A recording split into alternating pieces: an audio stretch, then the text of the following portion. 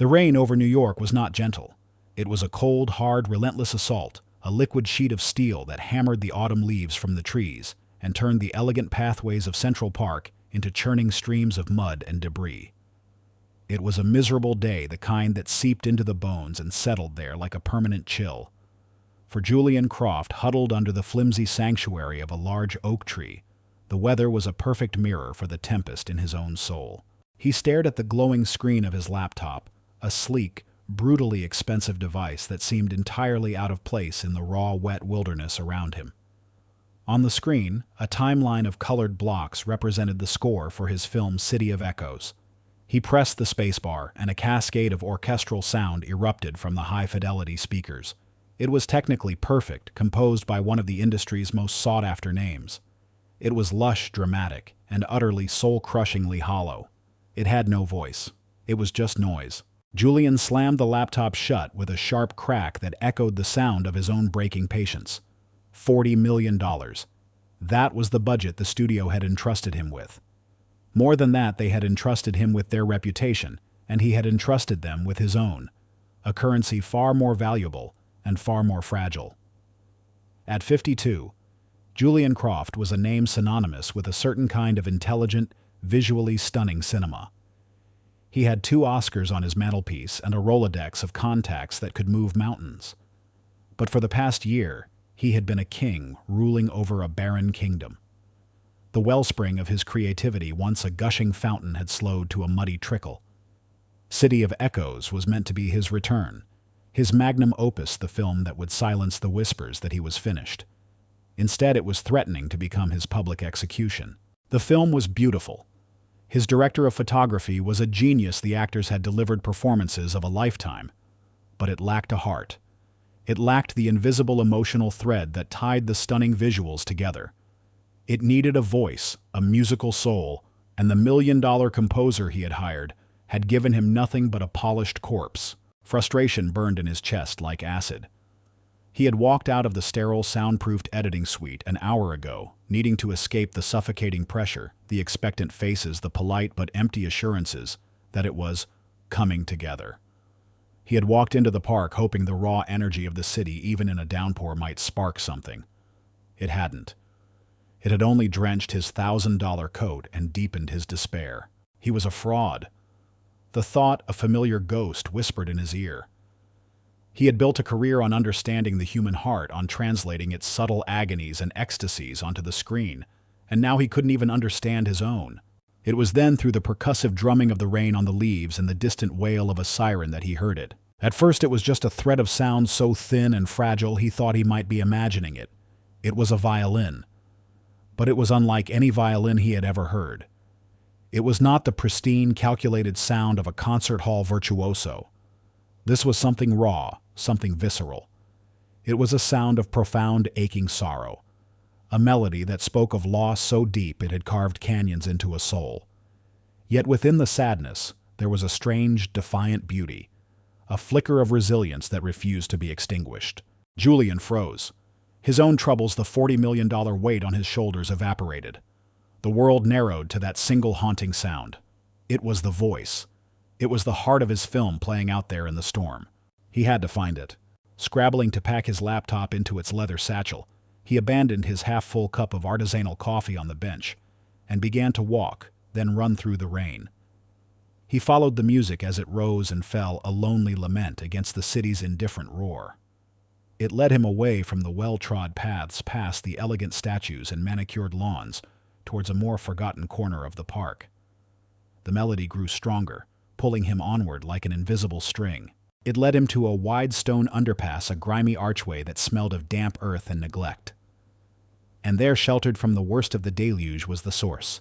He was a man who seemed to be composed of shadows and sharp angles. His clothes, a threadbare coat over layers of indeterminate sweaters, were dark and soaked through in places the rain had reached. A tangle of black hair threaded with premature gray fell across a face that was all sharp cheekbones and a strong jaw obscured by a rough, untrimmed beard. He could have been 30 or 50. The hardships of his life had erased any easy markers of age. But it was his posture, his focus, that held Julian captive. He stood with his back against the cold stone, the world around him, the rain, the city, the man watching him completely gone. His entire being was focused on the instrument tucked beneath his chin. The violin was a wreck, its varnish scarred and peeling, held together with what looked like tape in one spot. Yet in his hands it sang. His fingers, though grimy, moved over the fingerboard with an impossible grace and precision. His bowing arm was a study in controlled passion, drawing out long, mournful notes that seemed to hang in the damp air like ghosts. He was not just playing notes. He was bleeding his soul into the wood and strings. Julian, a man who directed actors for a living, who understood the mechanics of emotion, recognized the truth when he saw it. This was not a performance. This was a confession. Julian stood at the edge of the underpass, water dripping from his hair onto his face, mesmerized. He listened for what felt like an eternity as the man played. The music told a story of soaring ambition and crushing failure, of love, found and devastatingly lost, of a spirit brought to its knees, but not entirely broken. It was everything his film was trying to say, but couldn't.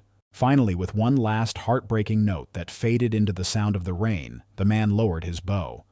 The silence that followed was profound, heavy with the weight of the emotions that had just been unleashed. For the first time, the violinist seemed to become aware of his surroundings. His eyes, a startlingly clear and intelligent gray, lifted and found Julian. They were old eyes filled with a weariness that went beyond physical exhaustion. There was no surprise in them, only a guarded, resigned stillness. Julian felt a sudden, awkward pressure. The power dynamic had shifted. In his world, he was the one who commanded attention, who held the room. Here, under this bridge, he was an intruder, a voyeur. He cleared his throat, the sound unnervously loud. That was incredible," he said. His voice, usually so resonant and commanding, sounded thin. The man said nothing. He simply watched Julian, his expression unreadable. Julian took a step forward, his expensive leather shoes sinking into the mud. He reverted to the only language he truly trusted in moments of uncertainty, the language of power and money. The melody. He began trying to sound casual, dismissive even. "It's good. Very good, actually. I'm a filmmaker." He let the title hang in the air, expecting it to have its usual effect. The man's expression did not change. "I'm working on a project." Julian continued, feeling increasingly foolish. "And that tune, it has a certain quality. I could use it." He reached into his coat, his fingers fumbling for his wallet. He pulled out a thick wad of bills, peeling off 2 $100 notes. He held them out. "I'll give you $200 for it, for the rights." For the first time, an emotion flickered in the man's gray eyes. It was not anger, not greed. It was something closer to pity. A faint, sad smile touched his lips, a fleeting expression that did not reach his eyes. He began to carefully, almost lovingly, wipe down his violin with a piece of soft cloth he produced from his pocket. His movements were deliberate, each one a silent rebuke to Julian's crass offer. When he finally spoke, his voice was a low rasp, unused to conversation, but clear and articulate. "It is not for sale." The 3 words were spoken quietly, without malice, but they hit Julian with the force of a physical blow. He stared, baffled. It was an absurd, impossible response. He was Julian Croft. People begged for his attention, let alone his money. And this man, this nobody with nothing to his name but a broken violin, was turning him down. "Look," Julian said, his patience snapping. "I don't think you understand. I can help you." He gestured vaguely at the man's ragged appearance, the grim surroundings. 300. That's more than you'll make in a month out here." The man finished packing his violin into its tattered black case. He zipped it slowly, the sound unnaturally loud in the underpass. He looked directly at Julian, and for a moment Julian saw past the grime and the rags to the person beneath. He saw an immense, unshakable pride. He saw a core of integrity that his money could not touch. "Some things, sir," the man said, his voice still quiet but now edged with a definitive coldness, "do not have a price." He shouldered his violin case, gave Julian one last lingering look that was equal parts dismissal and disappointment, and then turned. He walked out from under the shelter of the bridge, back into the relentless, cleansing rain, and began to walk away, his form quickly becoming just another indistinct shadow in the gray deluge. Julian Croft stood alone in the underpass, the crisp $100 bills growing damp in his hand. He was left with nothing but the mud on his shoes, the chill in his bones, and the haunting echo of a melody he knew he had to possess. The man was gone, but the question he left behind screamed in the silence. Who was he? The penthouse on Park Avenue was a fortress of glass and silence suspended 40 floors above the city's chaotic pulse. Rain lashed against the panoramic windows, but inside the only sound was the faint climate-controlled hum and the rhythmic ticking of an antique clock on the marble mantelpiece. It was Julian's world, curated, controlled, and suffocatingly quiet.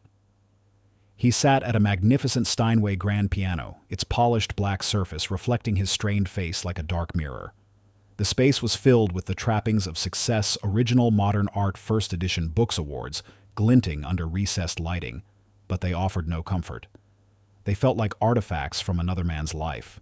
For 3 days, the melody from the underpass had been a virus in his mind.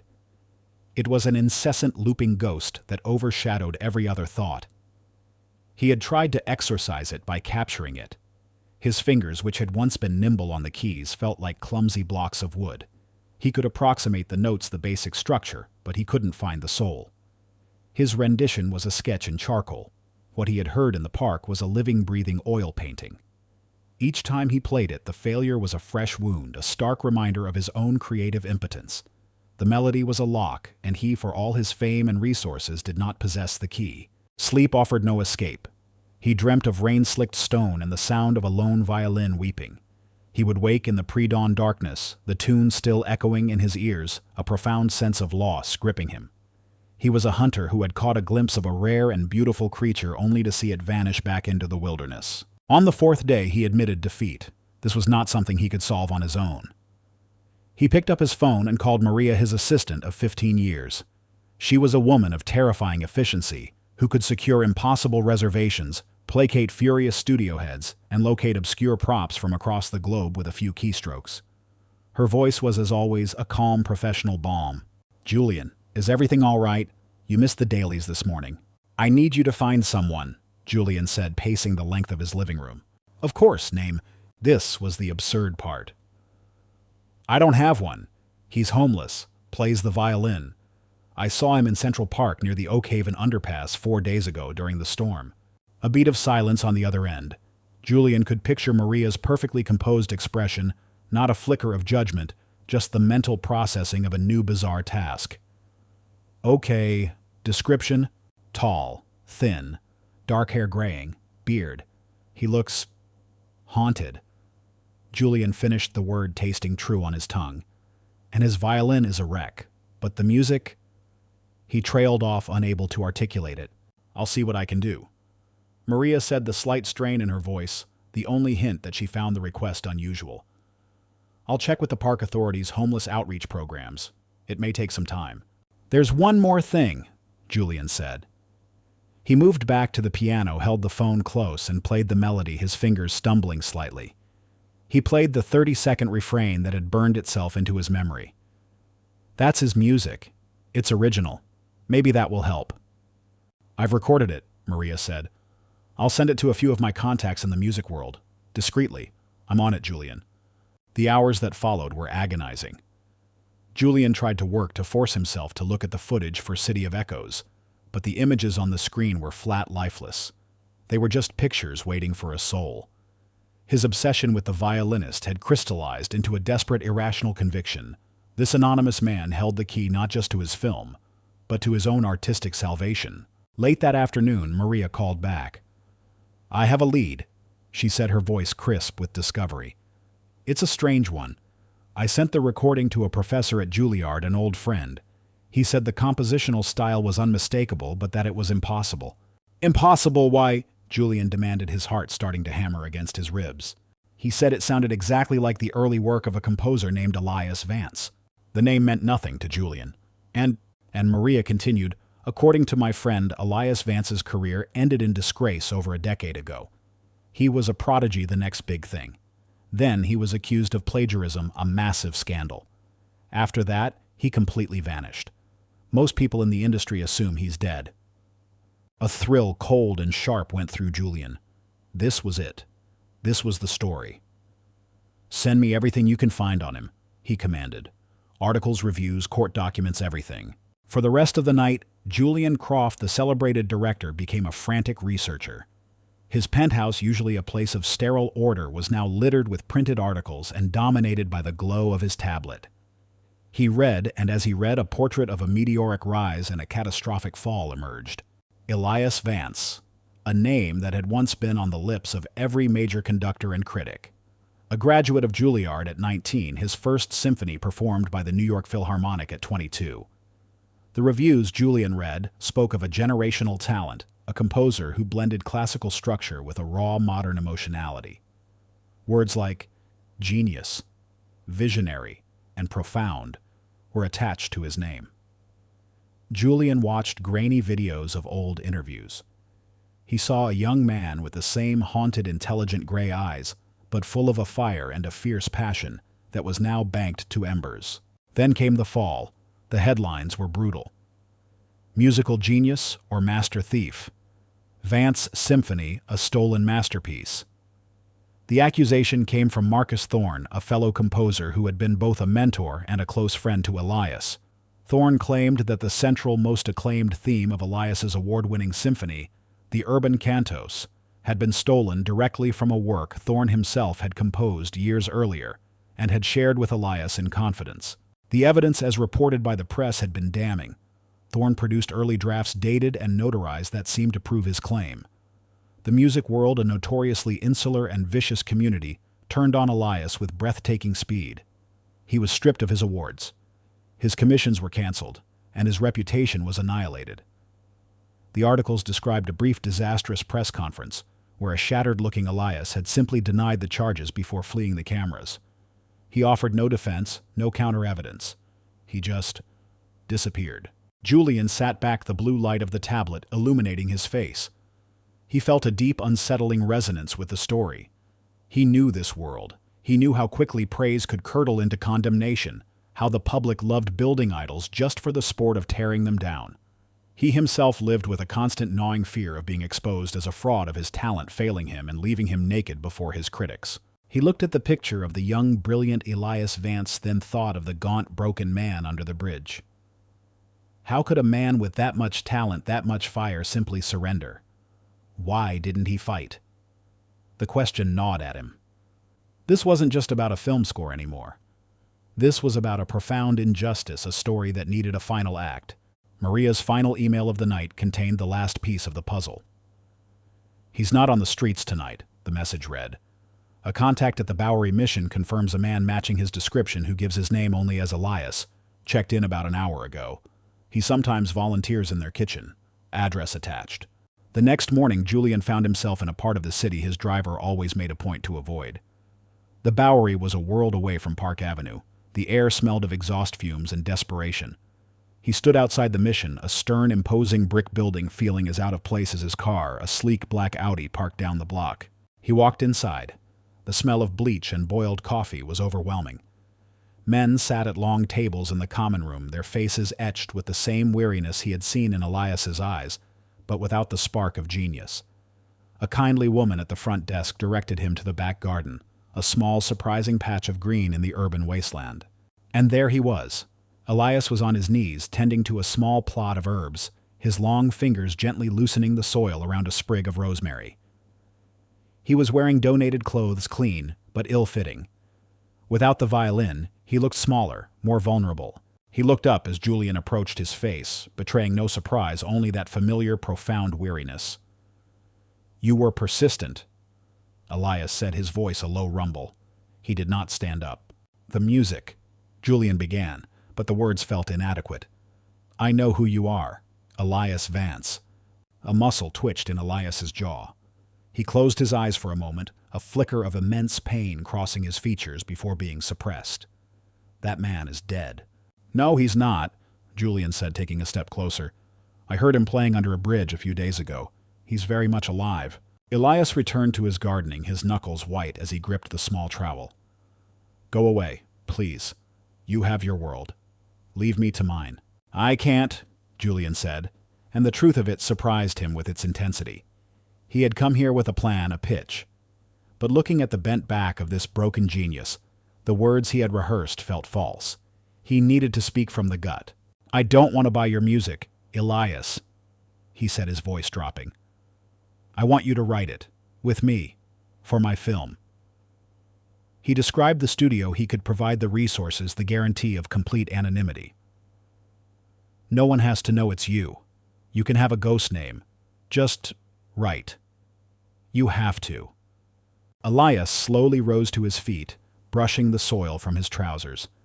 He was taller than Julian remembered, and even in the drab clothes he possessed an undeniable presence. Why? He asked, his gray eyes searching Julian's face. Why would you want to associate with a pariah, a thief? The question hung between them, demanding more than a simple answer. Julian could have lied, spoken of second chances of believing in him, but he knew instinctively that this man would smell a lie a mile away. So he told the truth, a truth he had barely admitted to himself. Because my film is dying. Julian said, the confession raw and freeing. It's a beautiful, expensive, empty shell. It's full of lies because I've forgotten how to tell the truth. That music you played, it's the only honest thing I've heard in a year.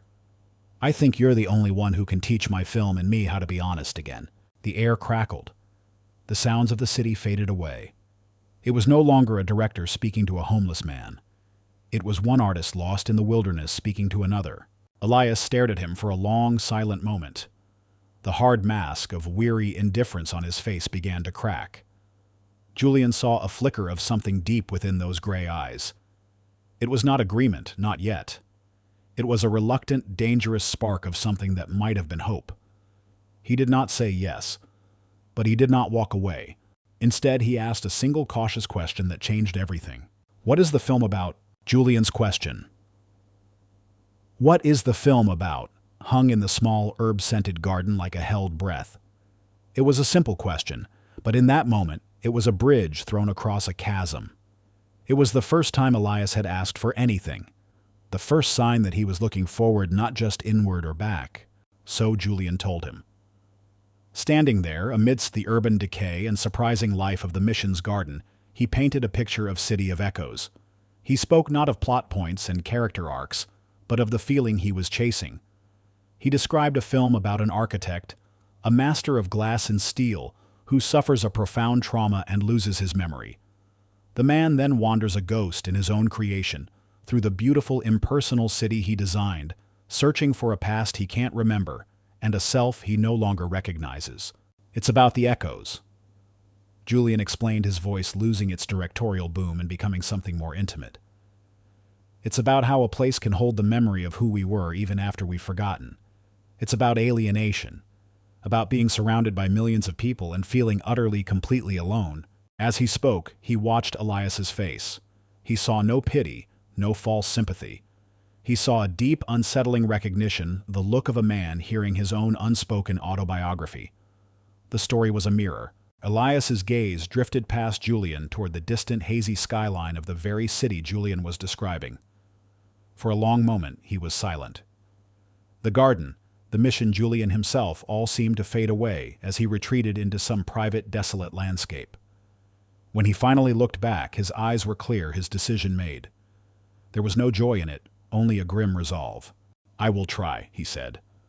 The words were quiet, but they landed with the weight of a sacred vow. The journey from the Bowery to Park Avenue was a passage through different worlds. Elias sat in the passenger seat of Julian's Audi, a silent, rigid figure. He watched through the pristine glass as the gritty, vibrant, chaotic streets of downtown bled into the manicured, orderly, and lifeless avenues of the Upper East Side. The smell of the car's leather interior was cloying, a scent of manufactured luxury that seemed designed to keep the real world out. He felt like a specimen being transported from one sterile container to another, the only difference being the quality of the cage. Julian's penthouse was less a home than a monument to a carefully curated existence. It was a vast expanse of white walls, polished concrete floors, and glass offering a godlike view of the city below. The furniture was minimalist and brutalist pieces that looked more like sculptures than places to rest.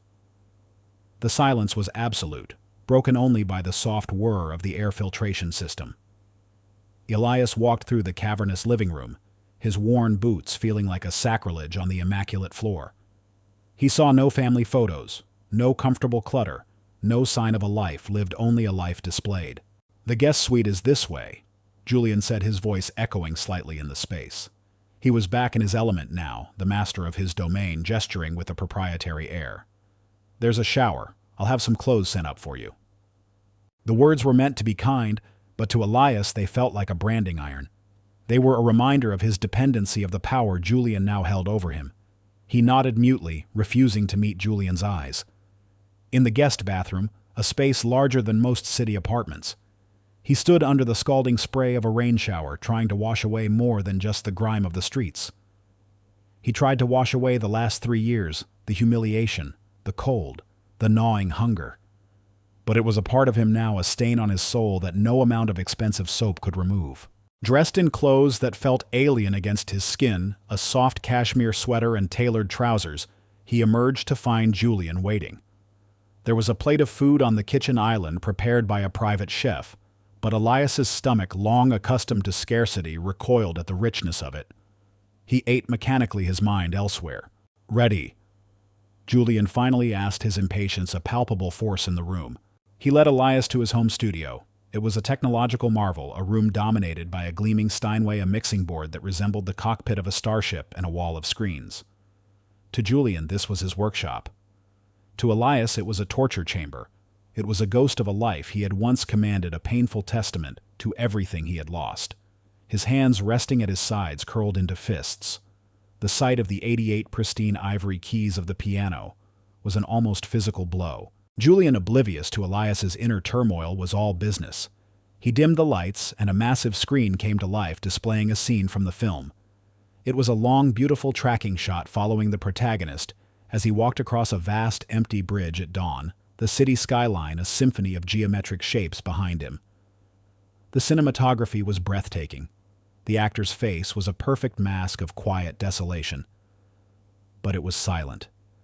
Dead silent. The scene ended and the lights came up. Julian turned to Elias, his eyes bright with expectation. "So," he said, the single word, a command. "What do you hear?" Elias stared at the blank screen. The afterimage of the lonely man on the bridge burned into his vision. He heard something, but it wasn't a grand, sweeping orchestra. It was a single dissonant piano chord held until it almost decayed into silence, followed by the thin, fragile voice of a solo cello, playing a melody that felt fragmented, broken, searching for a resolution it could never find. He remained silent. "Well," Julian prompted, an edge of frustration creeping into his tone. "Give me something, a theme, a motif. What's the emotional core here?" "It's emptiness," Elias said, his voice barely a whisper. "The music should be the sound of a memory trying to form and failing. It shouldn't be a score. It should be the character's internal monologue." Julian frowned, his brow furrowing. "I don't need a monologue, I need a theme. The audience needs to feel his tragedy. It's a heroic, tragic moment. He's lost everything. I want something big here, something that soars." He walked to the piano and played a series of powerful, melancholic chords. Something like this. Something that tells the audience, "Feel sad now." Elias flinched as if struck. The chords were manipulative, a cheap emotional trick. They were a lie. "No," Elias said, the word sharper than he intended. "That's not it. That's your voice telling the audience what to feel. The music should be his, and he feels nothing. He's numb. The tragedy isn't that he's sad. The tragedy is that he's forgotten how to be." The first fissure appeared. Julian stared at Elias, his expression a mixture of surprise and irritation. He was not used to being challenged, especially not by someone he had effectively rescued from a gutter. "I am the director," Julian said, his voice cold. "I think I know what the scene needs. And I am the composer." Elias countered his own voice, gaining a surprising strength. "And I know that what you're asking for is a cliché. It's a plaster you want to put over a wound instead of showing the wound itself." The days that followed fell into a tense, bitter rhythm. They were two powerful forces locked in an intractable conflict. Julian, a man of schedules, budgets, and results, wanted progress. He wanted pages of sheet music demos options. He would push demand and cajole his frustration, mounting with each passing hour of what he saw as unproductive silence. Elias, in turn, retreated further into himself. His method was not one of production, but of immersion. He would watch the scenes over and over, sometimes for an entire day, sitting in the darkness of the studio, barely moving. He was listening not for a melody, but for a truth. Julian's pressure felt like a violation, an attempt to force something that had to be coaxed from the depths. His past had taught him the danger of creating to please others. The only thing he had left was his own artistic compass, and he would not allow it to be broken again. Their arguments became a daily ritual, brutal and draining. They fought over instrumentation, tempo, harmony. Every musical choice was a proxy for a deeper philosophical war. The music is too distant, too cold. Julian would explode after listening to a sparse, unsettling piano piece Elias had composed for a scene of supposed emotional breakthrough. He's remembering his wife here. It needs warmth, love. He's not remembering her, Elias would reply, his voice dangerously quiet. He's remembering a photograph. A ghost. There is no warmth in that. There is only the intellectual knowledge of a love that he can no longer feel. The music has to reflect that distance. To do otherwise is to lie. The tension culminated at the end of the first week. Julian had been under immense pressure from the studio. The release date was looming, and they were threatening to pull funding if he couldn't deliver a finished score. His anxiety manifested as tyrannical anger. He stormed into the studio where Elias was sitting at the piano staring at a blank page. A week! Julian roared, his voice bouncing off the soundproofed walls. It has been an entire week, and what do I have to show for it? Nothing. A few depressing chords, a series of philosophical lectures, and a bill for your new wardrobe. I am not running a charity here, Vance. I am making a film. He paced like a caged tiger, his fear making him cruel. Maybe they were right about you. All that talk of genius, but when it comes down to it, you can't deliver. You're impossible to work with. All this noble nonsense about truth, and you can't even write a single usable bar of music. The words struck Elias with the force of a physical assault. Every accusation, every insult was a perfect echo of the whispers that had destroyed his life a decade ago. Difficult, uncooperative, a fraud. Julian, in his blind panic, had unknowingly recited the very liturgy of his ruin. Elias slowly rose from the piano bench. His face was a pale, rigid mask. The weariness in his eyes had been replaced by a blaze of cold, pure fury. The ghost was gone. The prodigy, wounded but proud, was standing in his place. He walked past Julian towards the studio door. "You wanted my music," Elias said, his voice shaking with a quiet, terrible rage. "But you don't have the slightest idea what it costs." He opened the door and walked out, not just from the studio, but out of the penthouse, out of the life Julian had offered him. The heavy door clicked shut behind him, leaving Julian alone in the crushing silence, the weight of his own brutal words collapsing in on him. The collaboration was over, and his film was still a beautiful body without a soul. Marcus Thorne stood before a wall of accolades, the glass and polished metal glinting under the track lighting of his minimalist Santa Monica studio. A Golden Globe rested near a Grammy. A BAFTA was nestled beside a Critics' Choice Award. He was being photographed for Variety, the very picture of modern success. He smiled a practiced, easy smile as the camera flashed, one hand resting casually on the console of his massive state-of-the-art mixing desk. The article would be a fawning tribute to the most in-demand composer in Hollywood, a man whose scores were a guarantee of commercial success. His music was powerful, effective. It knew precisely which emotional buttons to push and when. It could conjure suspense, romance, and triumph with a technical brilliance that was undeniable. Yet as he read the early proofs of the Variety piece later that day, one line from a quoted critic snagged in his mind like a burr. Thorne's work is the pinnacle of cinematic craftsmanship, though one sometimes longs for a touch of the sublime chaos of true genius. Sublime chaos. The phrase irritated him more than he cared to admit. It was a veiled insult, a ghost of a critique that had haunted him for years. His music was praised for its craft, but never for its soul. It was the kind of thing they used to say about him. The first tremor of unease arrived via a phone call from a friend, a first-chair violinist who had just finished a recording session for a different film. "Marcus, strangest thing happened today," the violinist, a notorious gossip, had said. "We were on break, and one of the sound engineers was talking about Julian Croft's new picture, City of Echoes. Apparently the production is in chaos. Julian fired his composer and has brought in some mystery man." "The industry is full of mystery men," Marcus had replied, feigning boredom. "No, but this is different," the violinist insisted. "The engineer said the music is like nothing he's ever heard. He managed to record a 30-second snippet on his phone during playback, said it was haunting, raw. He played it for me. It gave me chills, Marcus. It felt dangerous. A cold knot began to form in Marcus's stomach. Dangerous. What a peculiar way to describe music. It sounded like, well, it's silly, but it reminded me of Elias. The name dropped into the conversation like a stone into a perfectly still pool, the ripples spreading instantly. Elias. A name Marcus had not heard spoken aloud in years. A name he had worked tirelessly to bury under the weight of his own success. Elias Vance is a ghost.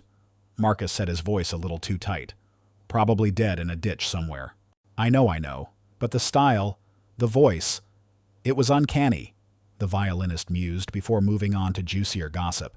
After the call, Marcus stood staring out at the placid, sun-drenched Pacific, but he saw nothing. There was only a roaring in his ears. He made another call, this one to a junior executive at the studio backing Julian's film, a young man who owed him a favor. Adam, it's Marcus Thorne. Just calling to congratulate you on the early buzz for City of Echoes. He began, his voice dripping with false sincerity. He charmed, he flattered, and then he casually inserted the hook.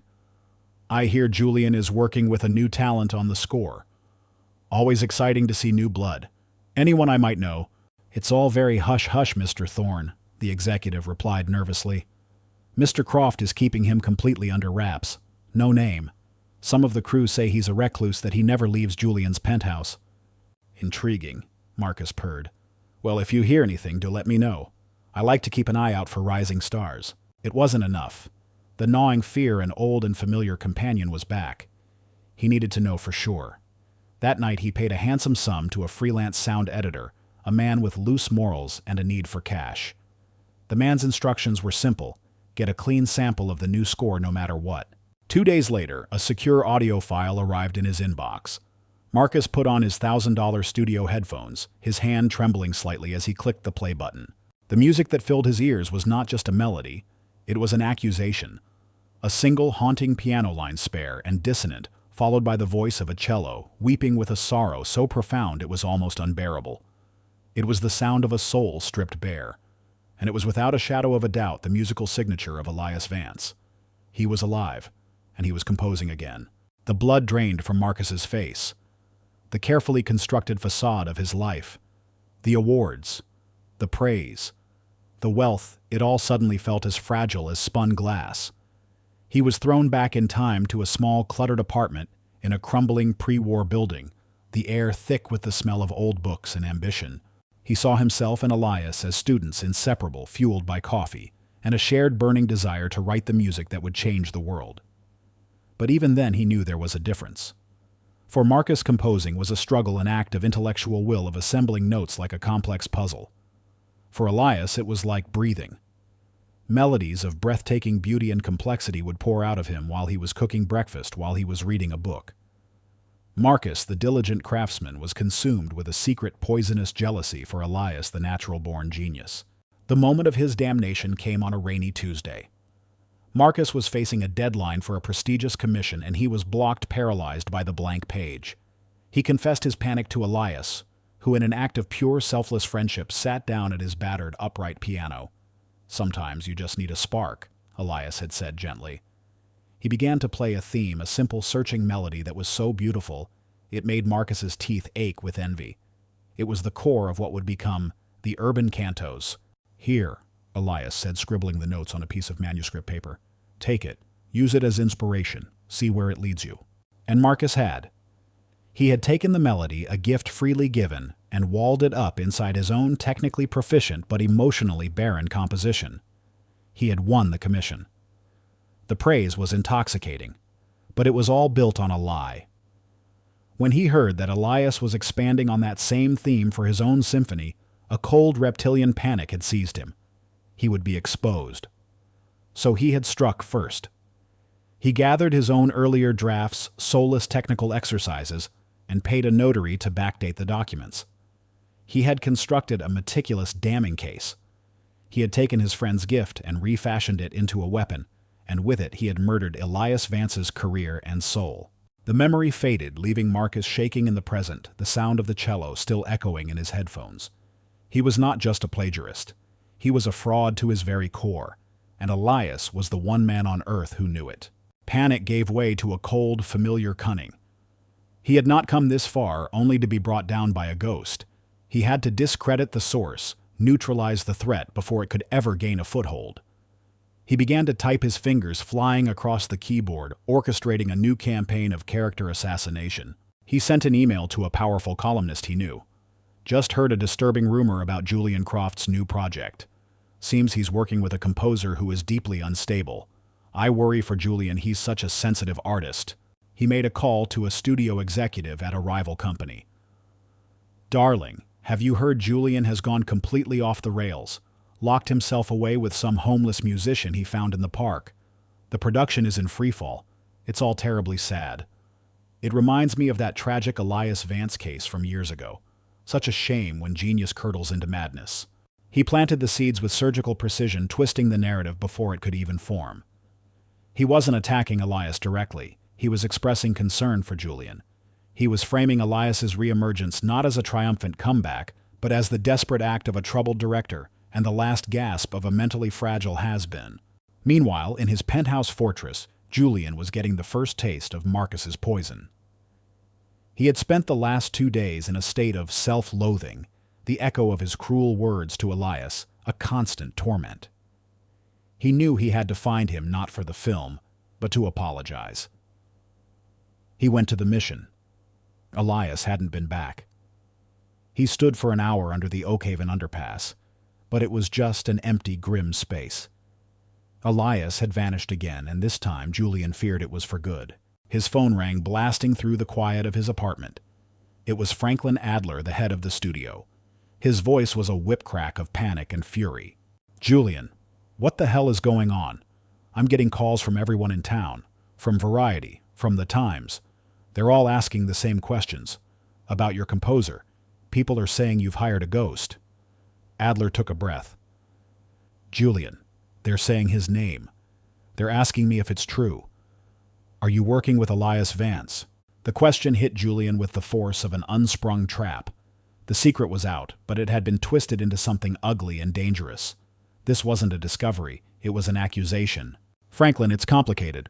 "Uncomplicate it for me," Adler shouted. "His career ended in the biggest plagiarism scandal of the decade. You have brought a convicted fraud into the heart of my $50 million production. Are you insane?" Julian stood there, phone pressed to his ear as the walls began to close in.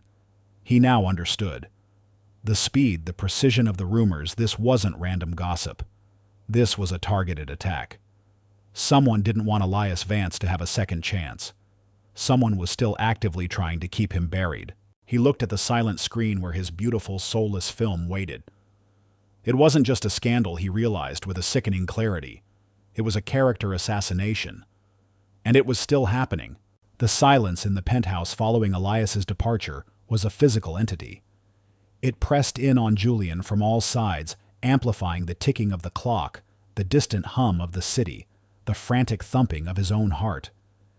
He stood in the studio surrounded by the inert, expensive technology that was supposed to facilitate creation, but now only served as a monument to his failure. His own words, sharp and venomous, played back in his mind. "Maybe they were right about you." He had taken a man's deepest wound and poured salt in it, not out of malice, but out of the cowardice of his own fear. The realization brought with it a wave of self-disgust so profound it almost buckled his knees. This was not about the film anymore. He had crossed a line, violated a fragile trust, and in doing so had become a part of the very mob that had destroyed Elias Vance in the first place. The phone call from Franklin Adler had been the final catalyst. The studio head's panicked rage, the talk of rumors and scandal. It was the sound of the machine revving up again, the same machine that had chewed Elias up and spit him out. Julian felt a surge of protective fury that startled him with its intensity. He was no longer a detached observer or a calculating director. He was an accomplice, and now he had to be an ally. He spent the next 48 hours scouring the city. The search was a humbling, disorienting ordeal. He left the rarefied air of the Upper East Side and plunged into the city's forgotten corners. Julian Croft, a man whose face was recognizable from magazine covers, walked through soup kitchens and shelters showing a printed photo of a young Elias Vance to men with vacant eyes. He was met with suspicion, apathy, and occasional hostility. For the first time in his life, he felt the sting of being invisible, of being an outsider whose concerns were irrelevant. He was getting a brutal first-hand lesson in the world Elias had inhabited for 3 years. He found him on the third day in the hushed cathedral-like quiet of the main reading room at the New York Public Library. Elias was tucked away at a long oak table in the back, a book on ancient Roman history open before him. He was not reading. He was simply staring at the page, his posture rigid, a man trying to build a fortress of silence around himself. He looked thinner, more ethereal, as if he were slowly starting to fade away. Julian approached the table slowly, his footsteps echoing on the marble floor. He pulled out a chair and sat opposite Elias, who didn't look up. "I looked for you," Julian said softly. Elias turned a page, the dry rustle of the paper unnaturally loud. "You found me. Now you can leave." Julian took a deep breath. The apology he had rehearsed felt inadequate, a pathetic offering. He had to give more than that. "What I said to you, in the studio." He began, his voice thick with shame. "It was cruel. It was the act of a panicked, frightened man, and I aimed my fear at you. There is no excuse for it. I am sorry, Elias. Truly." Elias slowly closed the book. He finally lifted his head, and the look in his gray eyes was devastating. It was a look of complete and utter exhaustion, the expression of a man tired of fighting, tired of hoping, tired of being hurt. "Your apology is accepted," he said, his voice flat and devoid of emotion. "Now please go." "I can't," Julian insisted, leaning forward. "It's not just about me anymore. They know about you." He quickly recounted the call from the studio, the rumors that were spreading like wildfire through the industry. "Someone is feeding them information, Elias. They are twisting the narrative. They're painting you as unstable and me as a fool for believing in you. This is a targeted attack. Someone is trying to bury you all over again, and they're using my film to do it." For the first time, a flicker of life appeared in Elias's eyes. A spark of the old cold fury. He understood the strategy. It was the same one they had used before: poison the well, discredit the source, turn genius into a symptom of madness. "It doesn't matter," Elias said, though his voice wavered slightly. "Let them. I will disappear again. It is what I do best." "No," Julian said, his voice firm, powerful. "Not this time. This time you have me. I have the resources. I have the platform. This time we fight back." He slid a keycard across the polished surface of the table. "Your room at the penthouse. It's yours for as long as you need it. Not as my composer, as my guest. But I hope you will still be my composer. Because the only way to answer them, the only real way to win, is to create something so brilliant it silences all the lies." Meanwhile, in the cluttered, coffee-fueled chaos of the Digital Sentinel, an online investigative journal, a young journalist named Clara Jensen was scrolling through her morning newsfeed. She paused on a short gossipy piece from an industry blog about the turmoil on Julian Croft's latest film.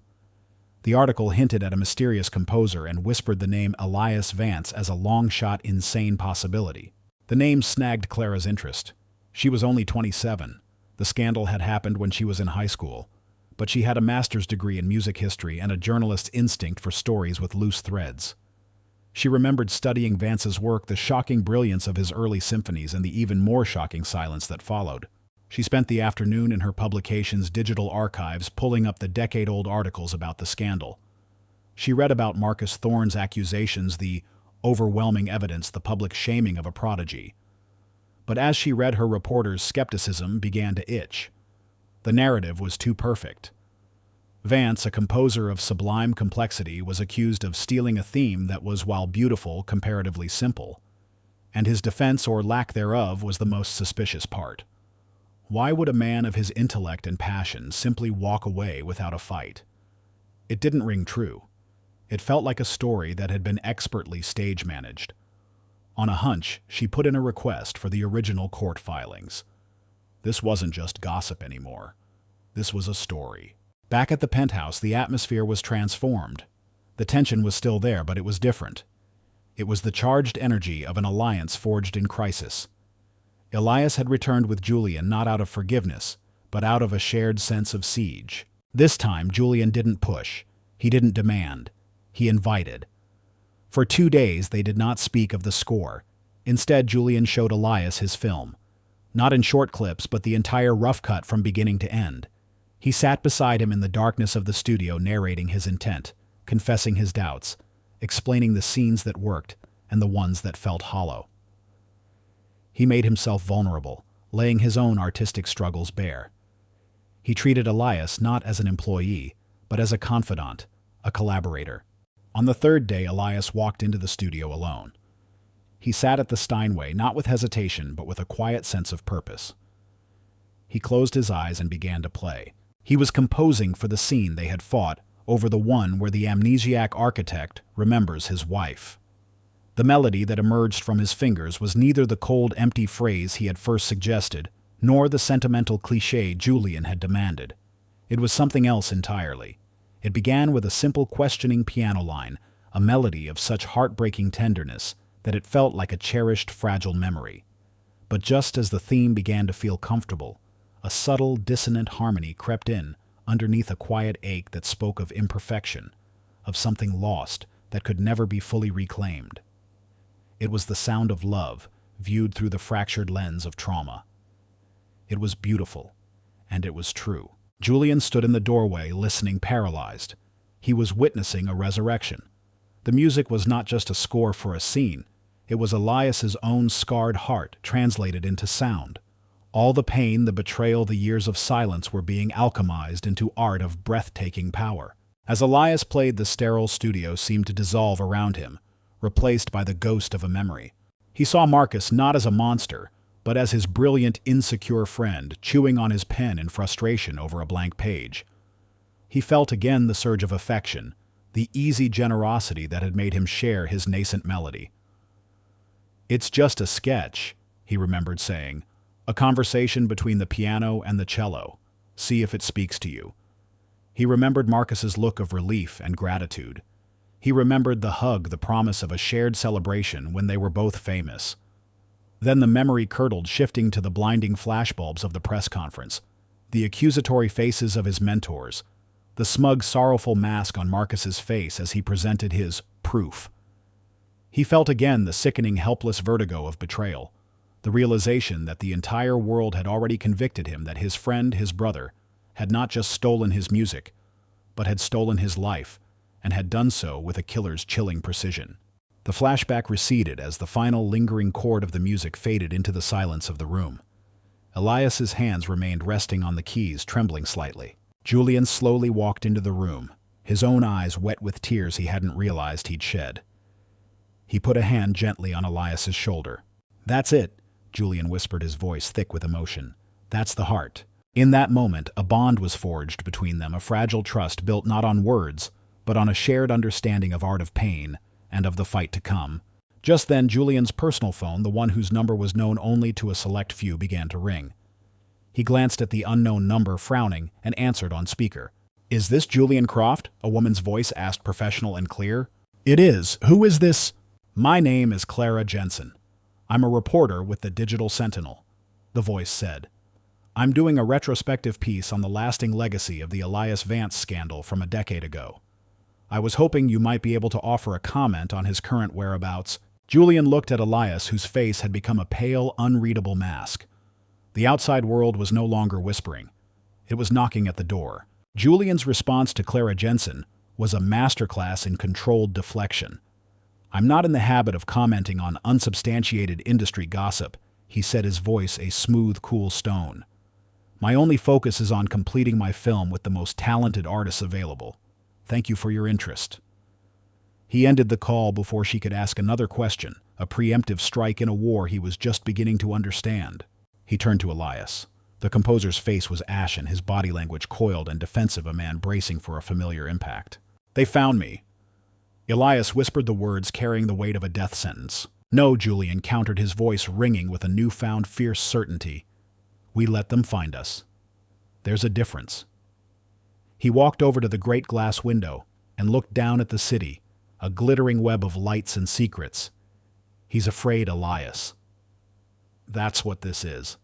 He's afraid of your talent, and he's afraid of the truth. We have both on our side." But Julian's confidence was a brave front against a rising tide. Marcus Thorne, having confirmed his deepest fears, moved with the swift, merciless precision of a shark that has scented blood. He abandoned subtlety and launched a full-scale assault. The first salvo came from a notoriously salacious industry blog known for its willingness to print anything for clicks. The headline was a masterpiece of insinuation, chaos on Croft's Echo's director's unstable protege Sparks fears for $50 million film. The article, citing anonymous sources close to the production, painted a lurid picture. It described Julian as a director under immense stress making reckless decisions. It portrayed the film's mysterious composer, now all but confirmed to be Elias Vance, as an erratic recluse prone to violent mood swings and paranoid delusions. One source was quoted as saying, "We're all worried for Julian. He's taken in a stray, but we fear this one might be rabid." The article was a work of fiction, but it was brutally effective. It created a narrative, a lens through which the entire industry would now view the situation. Elias was no longer a potential comeback story. He was a ticking time bomb. The second attack was more insidious. Marcus, a respected member of the Composers Guild, raised a formal point of inquiry with the studio's legal department. His letter, which was promptly leaked, was a document of feigned concern and legal poison. He wrote of the unfortunate but legally binding precedent of the Vance plagiarism case. He questioned the copyright integrity of any new work Vance might produce, suggesting it could be subconsciously derivative of the music he was proven to have stolen. He raised the specter of lawsuits, of injunctions, of the entire score being legally challenged upon the film's release. It was a brilliant, wicked move. It shifted the battleground from the court of public opinion to the sterile, risk-averse offices of the studio's lawyers.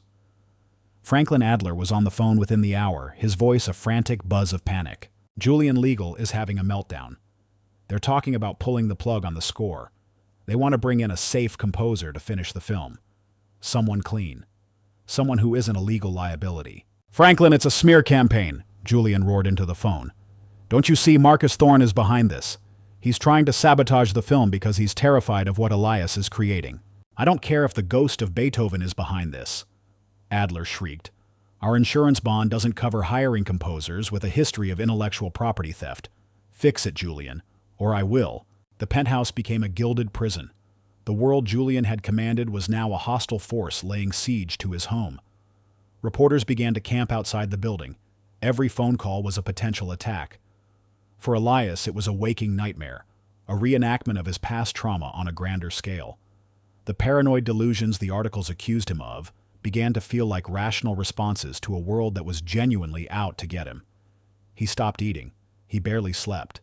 He would spend hours staring at the piano, his hands hovering over the keys, only to pull away as if burned. The music, his only sanctuary, was now the source of his persecution. Their partnership, forged in the library's quiet, was now tested by fire. The pressure created friction, and they argued, their fear and frustration spilling out in bitter accusations. "You said you could protect me," Elias accused Julian one night, his voice trembling after another threatening call from Adler. "But you've only led me back to the slaughterhouse. And what was your alternative?" Julian shot back, his own nerves frayed to the breaking point. To rot under a bridge. To let him win without a single note of protest. This is what he wants. Elias. For you to break, to run away, and prove him right. "You don't know him," Elias yelled, his voice cracking. "You don't know the depths he will sink to. He won't just ruin my career, Julian. He will unmake me piece by piece until there is nothing left." While the siege intensified at the penthouse, Clara Jensen was in her newsroom methodically chipping away at the decade-old wall of lies. The more she read the new sensationalist articles about Elias, the more convinced she became that she was witnessing a modern-day witch hunt. The language was too coordinated, the narrative too convenient. She had received the court filings from the original case. Poring over the dry, legalistic documents, she found a crack in the foundation of Marcus's story. A sworn affidavit from a librarian at Juilliard, a woman who was set to testify that she had seen Elias's early drafts of the urban cantos months before Marcus claimed to have written it. But the affidavit had been withdrawn just days before the trial. The reason cited was personal matters. It was a loose thread. Clara highlighted the librarian's name, Dr. Althea Roy. A quick search revealed she had retired and was now living in a quiet town in Vermont. Clara booked a flight. Marcus, however, was growing desperate. His campaign of rumors and legal threats had wounded his targets, but it hadn't stopped them. He needed to know what they were creating. He needed to hear the music that was causing a ghost to rise from its grave. He called the sound editor he had on his payroll, a nervous, sweaty man named Gavin. "I need the score, Gavin," Marcus said, his voice a silken threat. "All of it. The demos, the sheet music. I don't care how you get it. Just get it." The opportunity came on a Friday night. Julian, needing to meet with his cinematographer, had left the penthouse for the first time in a week, leaving Elias alone. Gavin, using a service passcode provided by a contact on the building's staff, let himself into the apartment. He crept into the studio. It was dark, save for the glow of a single monitor. On the screen was the scoring software, a complex tapestry of notes and waveforms. He inserted a flash drive, his heart pounding. The files were massive. The progress bar crawled. He didn't hear the floorboard creak behind him. Elias had been in his room trying to sleep when a faint, unfamiliar scent had drifted under his door, a cheap, cloying cologne. His senses, honed by years of street survival, screamed a warning. He moved through the dark apartment with a ghost's silence. He stood in the studio doorway and watched for a full 10 seconds as Gavin, mesmerized by the screen, copied his life's work. "It's beautiful, isn't it?" Elias's voice, quiet and calm, sliced through the silence. Gavin yelped and spun around, yanking the flash drive from the port. His face was a mask of pure terror. I was just checking the system calibration for Mr. Croft," he stammered. "No, you weren't," Elias said, stepping into the room. He made no threatening move. He simply stood there, a figure of calm, righteous anger. "You were stealing. Who sent you?" Gavin's eyes darted around the room, looking for an escape. "Was it Thorne?" Elias's voice was like ice. Gavin's composure shattered. "He paid me." He whimpered, holding up the flash drive like a shield. "He's terrified of you, of this music. He just wanted to hear it." At that moment, the apartment door opened and closed. Julian had returned early. He walked into the scene, Elias rigid and pale, Gavin a cornered rat clutching a flash drive. It took him only a second to understand. "Get out," Julian said to Gavin, his voice a low, dangerous growl. "Now. And if I ever see you near one of my productions again, I will personally end your career." Gavin scrambled out of the apartment, leaving a thick, cloying silence in his wake. Julian turned to Elias. The composer was staring at the computer at the screen where his music, the most intimate part of himself, had been violated and nearly stolen again. The hunted look in his eyes, the fear that had plagued him for weeks, was gone. It had been replaced by something hard-cold and unbreakable. "He's not just trying to stop the film," Elias said, his voice devoid of any tremor. "He's trying to erase me. And he knows the only way to do that is to possess my music, to own it so he can say it was always his." Julian looked at the fierce, defiant set of Elias's jaw and felt a surge of admiration. The victim was gone. A warrior stood in his place. A plan audacious and dangerous began to form in Julian's mind. "Then we'll give it to him," Julian said, a grim smile playing on his lips. "We will let him hear it, but it will be on our terms, at a time and place of our choosing." The attempted theft was a violation, but it was also a gift. It was the clarifying act of aggression that burned away the last vestiges of fear and replaced them with a cold, hard sense of purpose. In the aftermath of Gavin's panicked flight, the penthouse was no longer a prison but a command center, a war room. "He's desperate," Julian said, pacing the studio floor while Elias sat preternaturally calm before the silent piano.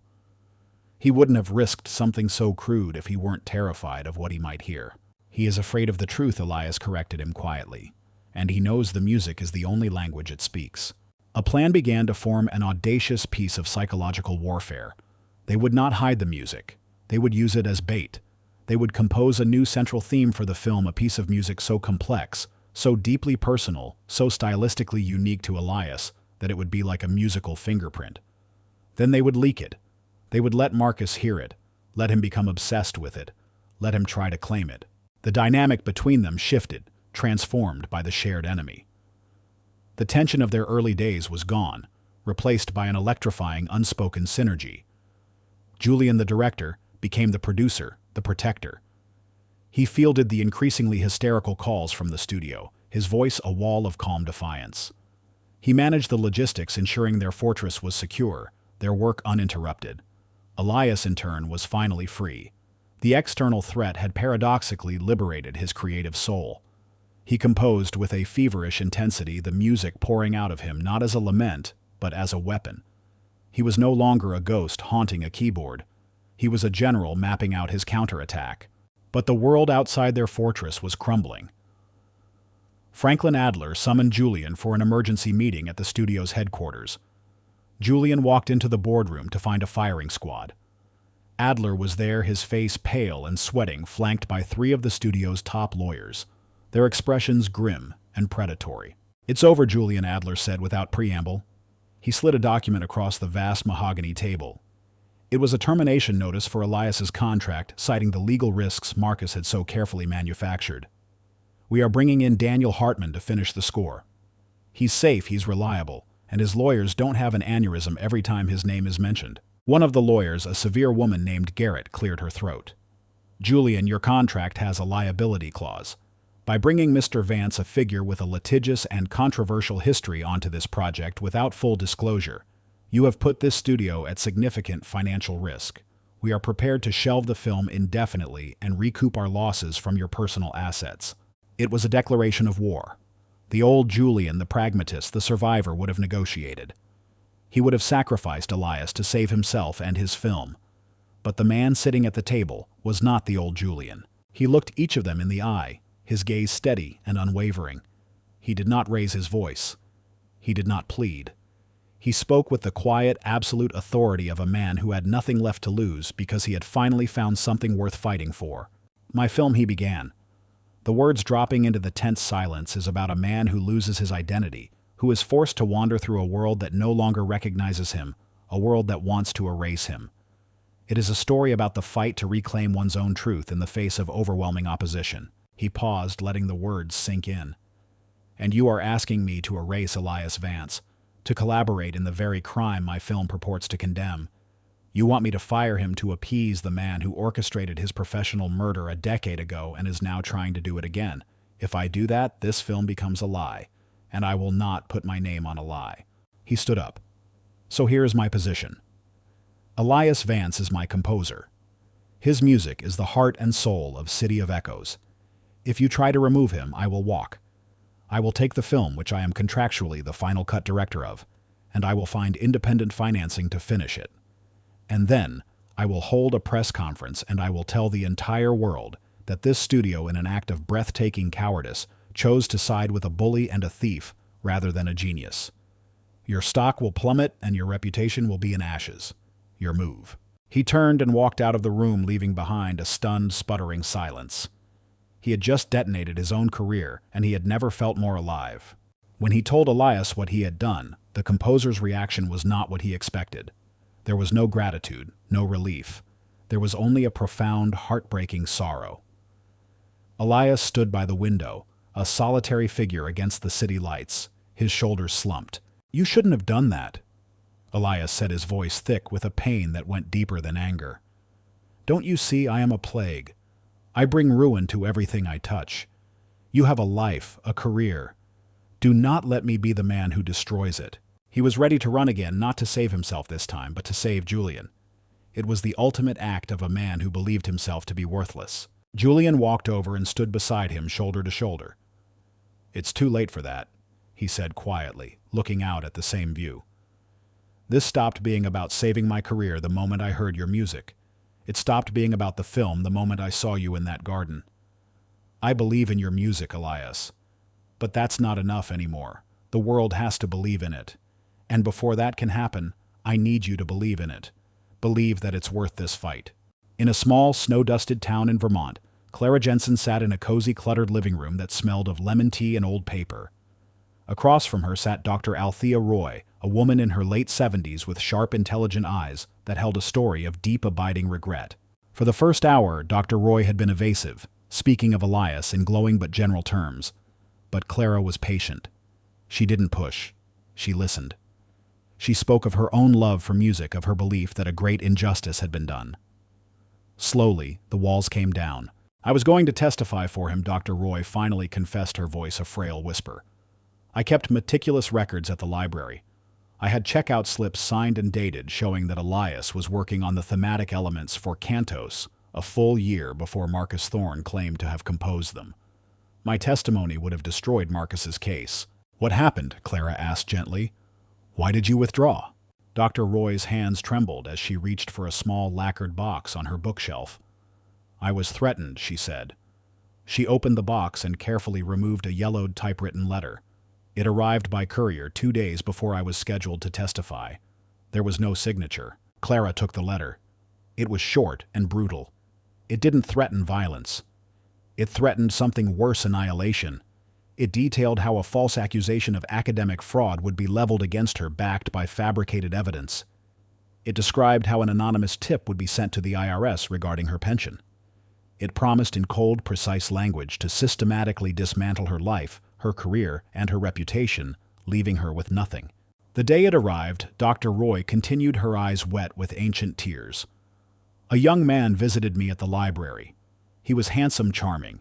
He said he was an admirer of my work. He was just checking to make sure I had received a special delivery." It was only later, when I saw his picture in the paper celebrating his legal victory, that I realized who it was. It was Marcus Thorne. Clara stared at the letter. It was the smoking gun. It was the proof of a conspiracy, of a premeditated crime that went far beyond plagiarism. "Dr. Roy," Clara said, her heart pounding with a reporter's thrill, "would you be willing to let me publish this?" Back in the penthouse, the trap was set. They had finished the bait, a new theme provisionally titled The Echo Suite. It was a masterpiece, the culmination of their collaboration. It was Elias's soul laid bare, his pain and his resilience woven into a breathtaking sonic tapestry. Julian, using a trusted contact from his post-production team, arranged for the demo file to be accidentally left on a shared low-security server used for transferring sound effects. It was labeled innocuously Ambiance Bridge 04. He also arranged for the server's access logs to be secretly mirrored to his own laptop. For a day, nothing happened. The file sat there, a digital time bomb. Then, late on the second night, as Elias and Julian sat in the studio in a state of high-strung anticipation, an alert pinged on Julian's laptop. An unauthorized access. A download had been initiated. Julian brought up the mirrored log, his fingers flying across the keyboard. He ran a trace on the IP address. The result came back in seconds, a stark digital confirmation of their suspicions. The address was registered to a high-end commercial building in Santa Monica. The same building that housed the opulent recording studio of Marcus Thorne. "We've got him," Julian whispered, a grim, triumphant smile spreading across his face. The bait had been taken. The ping from Julian's laptop was a quiet, digital sound, but it landed in the silent studio with the force of a starter pistol. For a moment, both men just stared at the screen, at the stark confirmation that Marcus had taken the bait. They had him. They had proof of his current obsessive pursuit of Elias's work. But they both knew it was a hollow victory. It proved his present-day malfeasance, but it did nothing to reclaim the stolen past. As if summoned by the thought, Julian's phone rang. It was Clara Jensen. "Mr. Croft," she said, her voice sharp with a reporter's adrenaline. "I'm at the airport. I've just come from Vermont. You and Elias need to hear what I've found." Julian switched the call to speakerphone, his eyes locked on Elias. Clara's voice filled the room, weaving a tale of a quiet, fearful librarian and a decade-old secret. She described Dr. Althea Roy, the withdrawn testimony, and finally the letter. "I have a copy of it right here," Clara said, a tremor of excitement in her voice. "It's unsigned, typewritten, but it's a direct threat. It details how they would ruin Dr. Roy's life if she testified for Elias. And she is now willing to state on the record that Marcus Thorne hand-delivered a package to her office the day the letter arrived. It's concrete. It's proof of witness tampering, of a criminal conspiracy to obstruct justice." Elias, who had been listening with a rigid defensive posture, slowly sank into a chair. He closed his eyes, and a single difficult tear traced a path through the grime of a memory on his cheek. It was not a tear of sadness. It was a tear of validation. For 10 years he had carried the weight of his ruin alone, an isolating burden that had convinced him of his own worthlessness. The world had called him a fraud, and a part of him in the darkest hours had begun to believe it. But this letter, this was proof. It was an objective, external truth. He had not just been defeated. He had been attacked, sabotaged, and silenced by a criminal act. The knowledge did not heal the wound, but it finally gave the pain a name. The discovery galvanized them. The cloud of victimhood that had hung over the project evaporated, replaced by the clear, bright energy of a righteous fight. The final push to complete the score for City of Echoes began, and it was a process transformed. The penthouse studio, once a place of tension and conflict, became a crucible of creation. Elias unshackled from the weight of self-doubt, composed with a furious, joyful power. The music that had been a painful excavation of his trauma now became an anthem of his defiance. He wasn't just writing a score, he was writing his own vindication note by glorious note. Julian, for his part, was no longer just a director. He was a partner, a conductor of this grand, complex strategy. He saw now that the film and Elias's life story were inextricably linked. By fighting for one, he was fighting for the other. Their days became a blur of intense, focused work. Maria, Julian's ever-efficient assistant, became their field marshal, coordinating secret orchestration sessions with hand-picked musicians who signed ironclad non-disclosure agreements. She fended off the daily panicked calls from the studio with vague but firm assurances, becoming a firewall between their creative sanctuary and the hostile world outside. The penthouse was littered with sheets of manuscript paper, empty coffee cups, and takeout containers, the debris of a beautiful war. Their strategy for the premiere, now just a week away, was devised in a late-night conference call with Clara. The three of them, the director, the composer, and the journalist, formed an unlikely trinity of justice.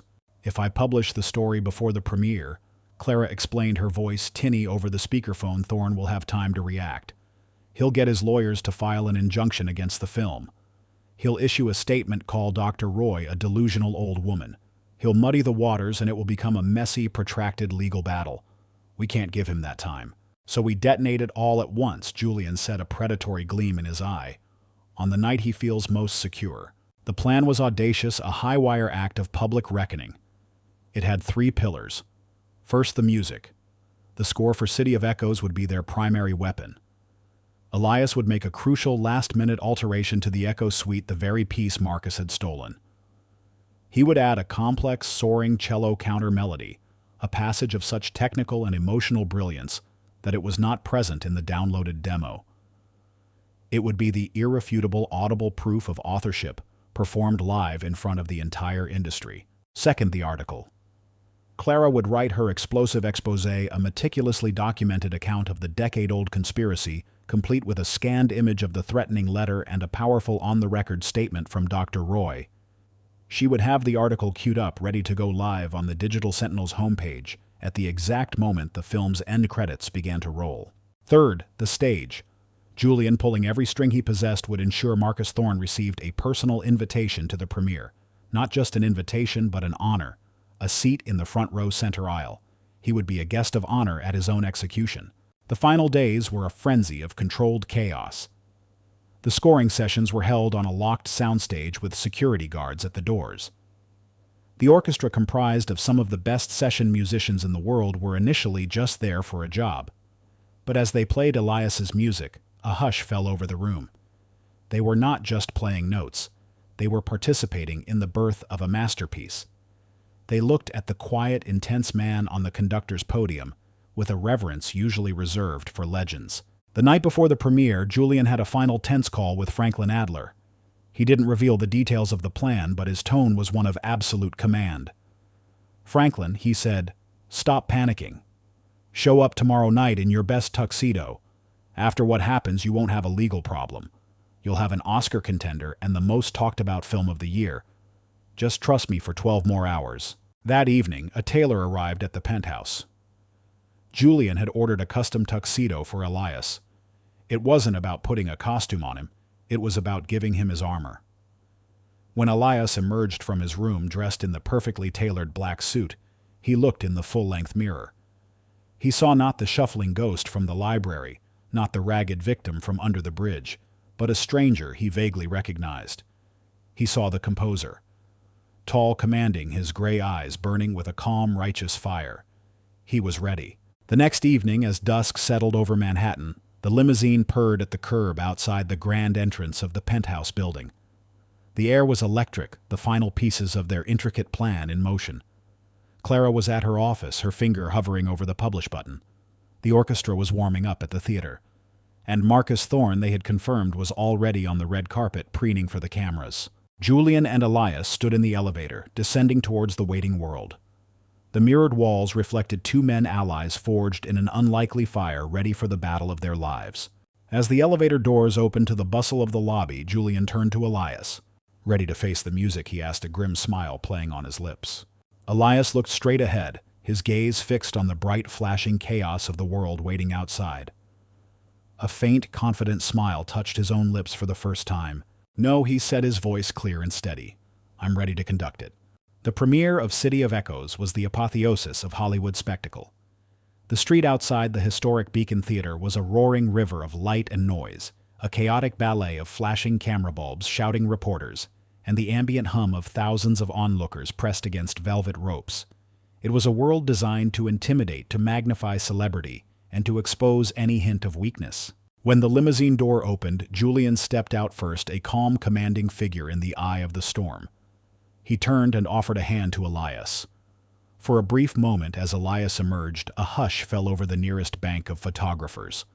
They had been expecting a story, but they were not prepared for the man who appeared.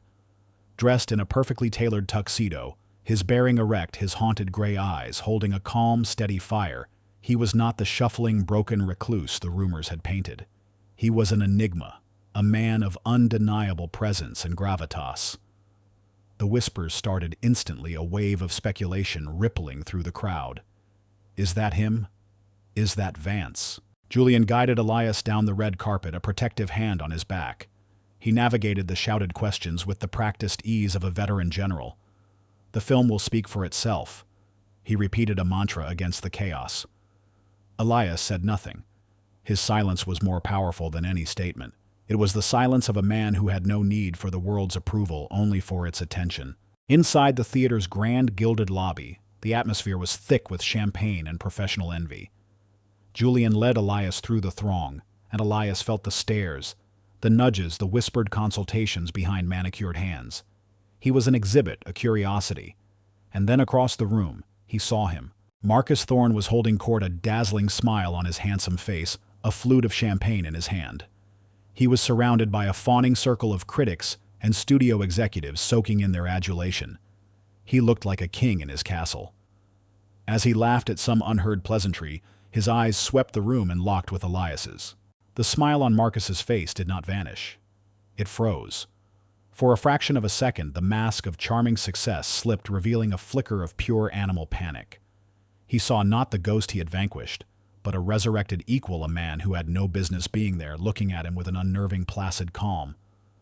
Elias simply held his gaze, his expression unreadable, and that placidity, that lack of fear, was a more profound threat than any open hostility.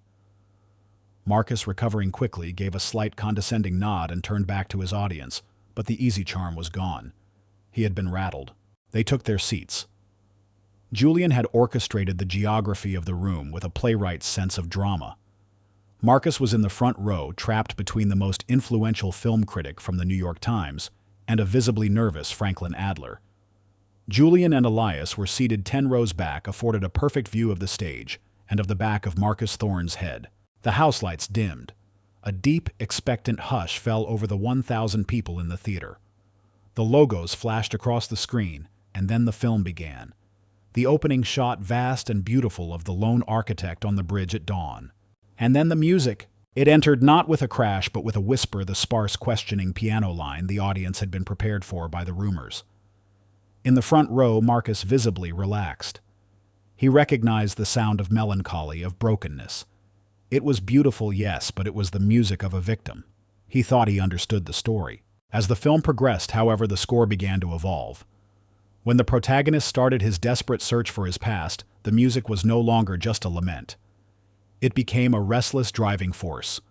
Complex harmonies and defiant counter-melodies wove their way into the sonic fabric. The score was not just reflecting the character's journey, it was urging him forward. It was the sound of a will to live, a will to remember. The audience was utterly captivated. Beside Marcus, the critic was scribbling furiously in his notepad in the dark. Marcus's posture grew rigid. The unease he had felt in the lobby returned colder and more insistent. This was not the music of a broken man. Then came the film's climax. The architect, standing before the first building he ever designed, is hit with a flood of returning memories: his wife, his children, his triumphs, his failures.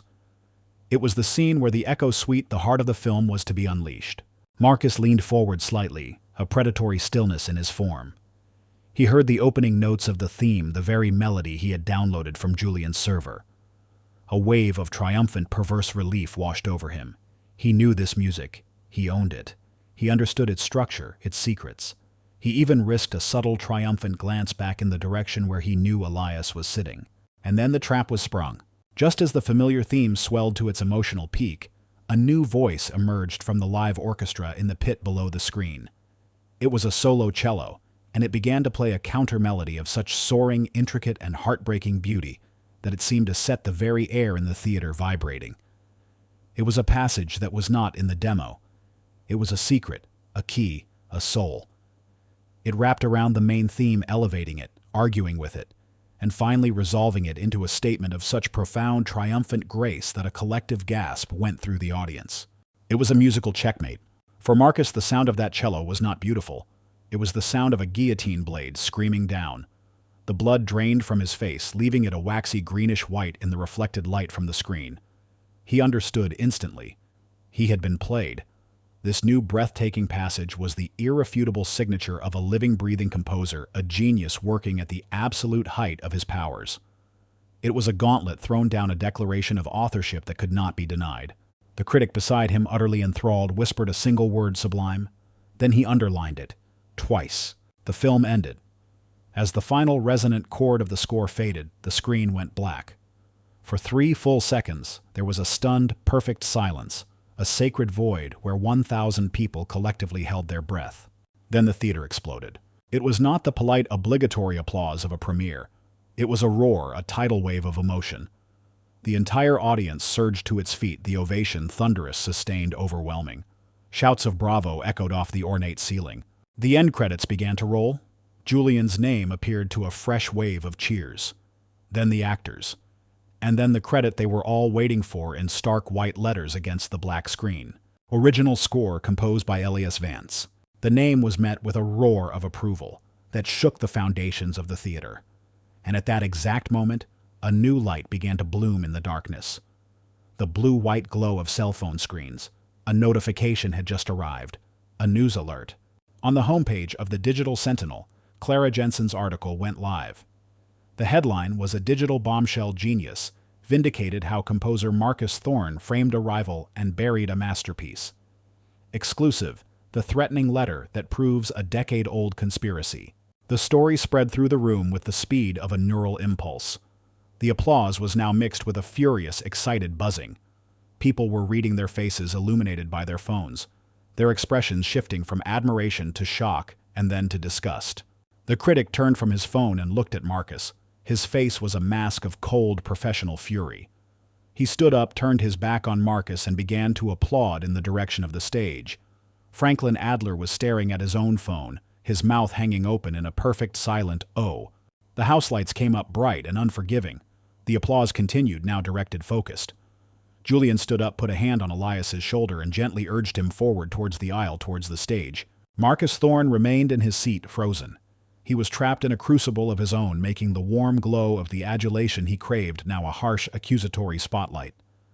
1,000 pairs of eyes were on him, no longer seeing a king, but a thief, a fraud, a monster. He had nowhere to run. There was no one to charm. There was nothing to say. The chapter ended with Elias Vance stepping onto the stage. He walked into the warm, golden light, the thunder of the ovation washing over him. He looked out at the sea of faces, a blur of light and shadow, and then his gaze found the single, shattered figure of Marcus Thorne in the front row. And in that moment of absolute triumph, Elias's face showed no hatred, no malice, only a profound quiet and final peace.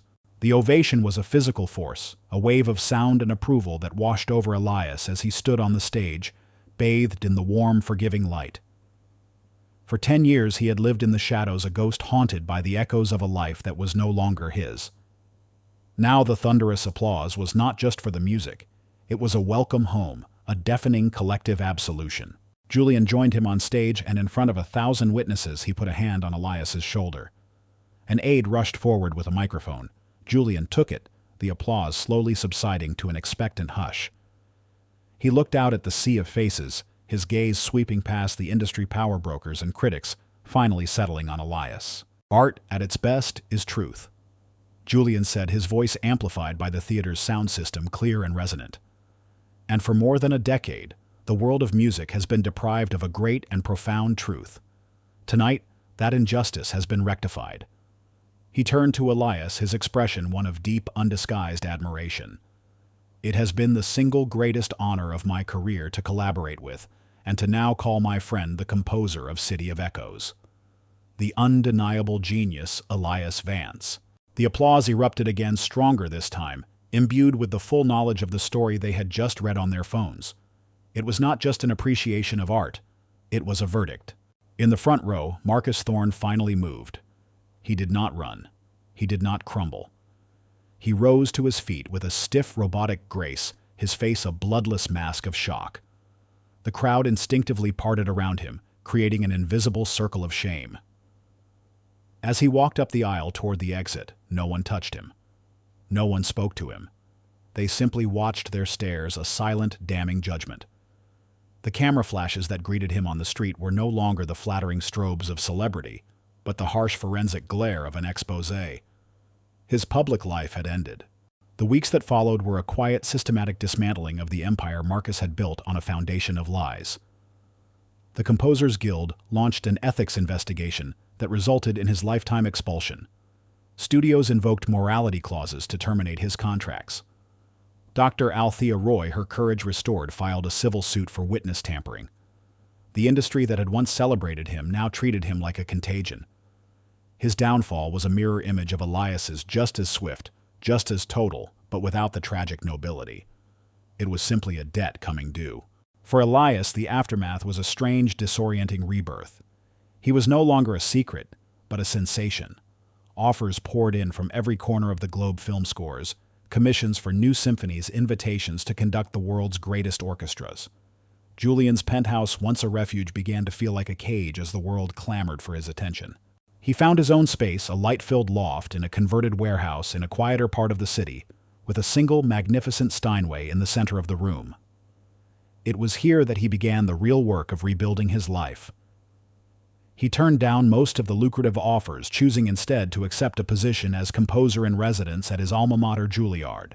And with the first substantial check from the City of Echoes royalties, he established the Vance Foundation, a non-profit dedicated to providing legal and financial support to young, overlooked artists facing systemic barriers and exploitation.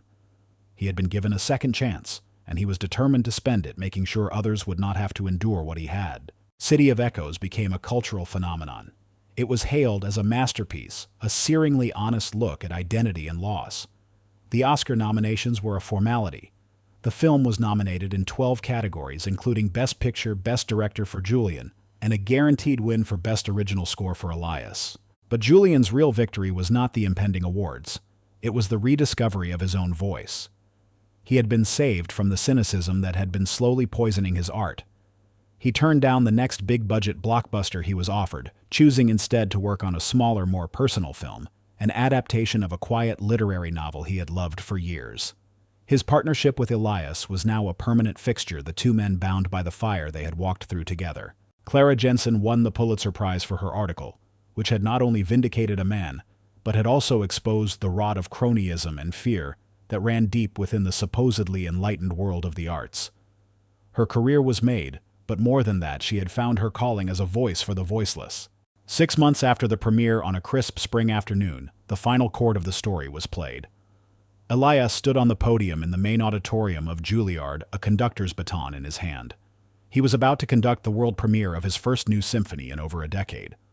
The hall was sold out. In the front row sat Julian, Dr. Roy, and a beaming Clara Jensen. Before he lifted the baton, Elias turned to the audience. He did not speak of his ordeal, of his lost years, or of the man who had wronged him. He spoke of the music. There are times in our lives, he said, his voice calm and steady, when we lose our way. We forget the melody we were meant to play. We are left with only silence or with the echoes of what we used to be. He looked directly at Julian. But if we are very lucky, we find a collaborator, a friend, someone who hears the music that is still inside us, even when we cannot hear it ourselves, and helps us to play it once more. This symphony is for them.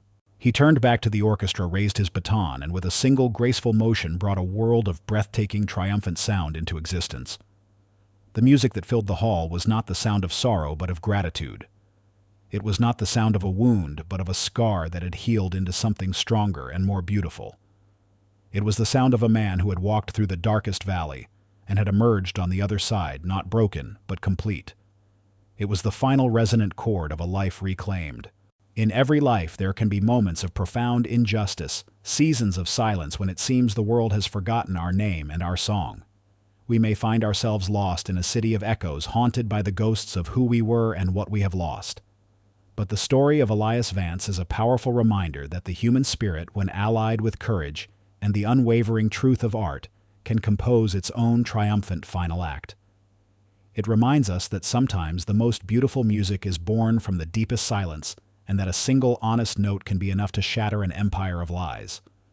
True genius can be buried, but it can never be extinguished. Thank you for joining us on this journey. If this story of resilience and redemption resonated with you, we invite you to support our channel by liking this video and subscribing. Your support allows us to continue bringing stories like this to light. Please share your own thoughts and experiences in the comments below. For in the end, it is in sharing our stories that we discover we are not and have never been truly alone.